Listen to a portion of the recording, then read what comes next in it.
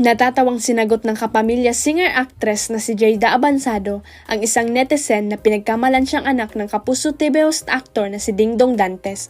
Sa TikTok nitong nakaraang Biyernes, January 19, 2024, isang netizen ang nag-iwan ng komento sa isang TikTok video ni Jayda. Dito, pinuri niya ang kaganda ng dalaga na nahahawig daw sa mister ni Marian Rivera na si Dingdong Dantes. Buong komento ng netizen, "Ganda kamukha mo dad mo si Dingdong Dantes." Hindi naman napigilang gawa ng separate video ni Jayda ang komentong ito kung saan dito ipinaliwanag niya na wala siyang koneksyon sa kapuso aktor na si Dingdong Dantes.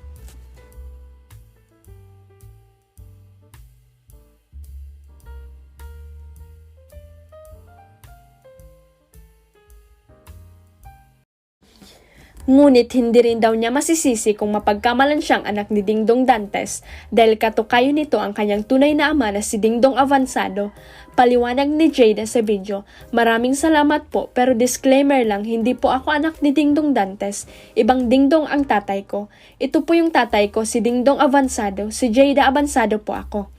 Si Jayda ang nag-iisang anak ng OPM singer na si Dingdong Avansado at Jessa Saragusa. Gayunpaman, nagpasalamat pa rin si Jayda sa pamumuri ng netizen sa kanya.